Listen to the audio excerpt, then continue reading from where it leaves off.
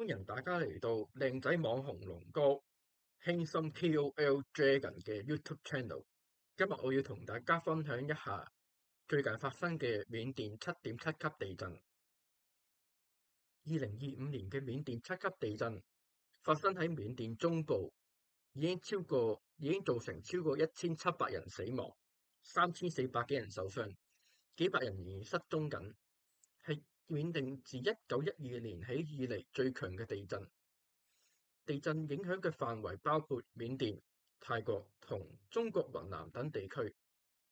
國際救援喺度積極展開，而緬甸嘅軍政府亦都係非常罕見咁向國際社會發出求助呼籲，而持續嘅內戰同審查制度增加咗救災嘅複雜性。呢次地震發生喺2025年嘅3月28日，緬甸時間嘅12:50，即係泰國時間嘅13:20。強烈地震襲擊緬甸中部，震央位於緬甸實皆省，靠近緬甸嘅第二大城市曼德勒附近，震央深度淨係10公里。美國地質調查局測定其距震級為 MW 7.7級。主震之後記錄超過169次餘震，其中最勁嘅一次係 MW 6.7級，發生喺主震之後嘅12分鐘之後。呢啲持續嘅餘震亦都增加建築物倒塌嘅風險。跟住落嚟到人員傷亡統計方面，截至2025年3月30日，地震已經造成最少1644人至到2610人死亡，超過3400人受傷。緬甸軍政府報告嘅係死亡人數為1644人，而一啲其他來源就表示死亡人數已經超過2600人，幾百人仍然被報告為失蹤，包括喺曼谷一處倒塌嘅建築工地。而美國地質調查局嘅模型估計最終死亡人數可能會超過1萬人。地震造成好多嚴重破壞，亦都影響咗震中附近嘅地區。而紐約時報核實嘅影片顯示，喺曼德勒呢座建築物由上世紀30年代起建築，而由英國人修建嘅亞大橋部分亦都塌毀咗，好多擁有幾百年歷史嘅古蹟化為廢墟，對緬甸嘅歷史同宗教遺址造成特別嚴重嘅破壞。喺鄰近嘅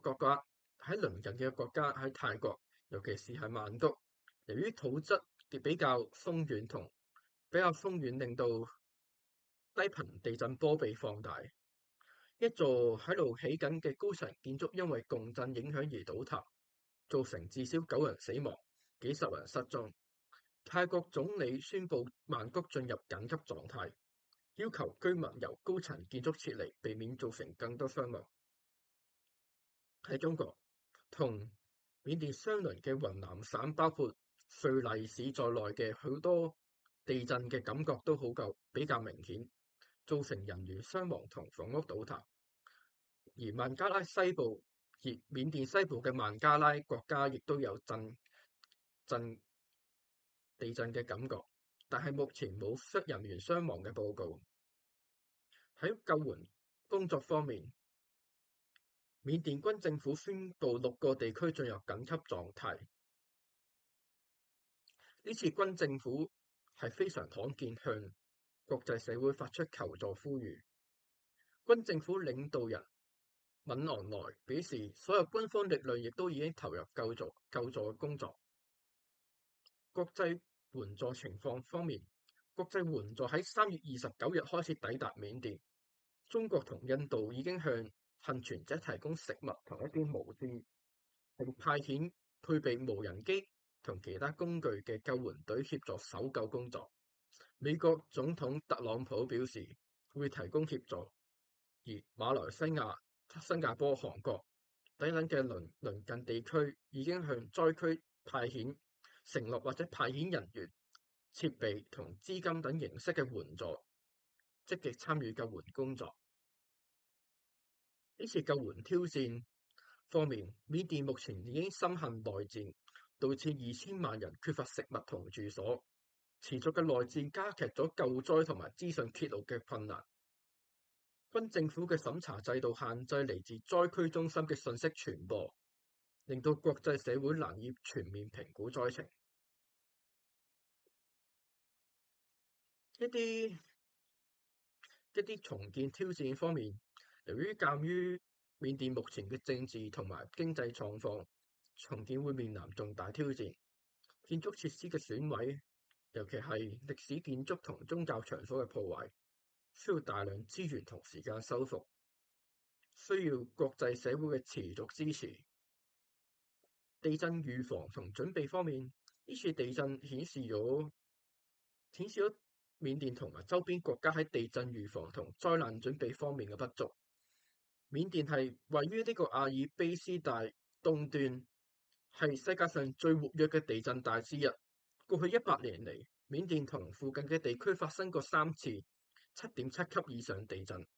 最近一次係發生喺1988年。加強建築物嘅抗震能力同完善災難應對機制係未來嘅重要課題之一。總結，呢次緬甸地震係歷史上比較嚴重嘅自然災害之一，造成大量人員傷亡同財產損失。國際社會應該積極參與呢次嘅災區救援同埋提供重要支持。呢次災難提醒我哋應該加強地震預防措施同緊急應變能力，特別喺地區成日發生嘅東南亞地區，又例如日本。我今日要分享嘅係咁多，大家鍾意呢條影片嘅話，記得撳個 like，同埋可以喺下面 comment， 最緊要撳埋個訂閱同埋個鐘仔，等你哋可以收到我最新嘅資訊同埋消息。今日要分享嘅新聞係到呢度，多謝大家，拜拜。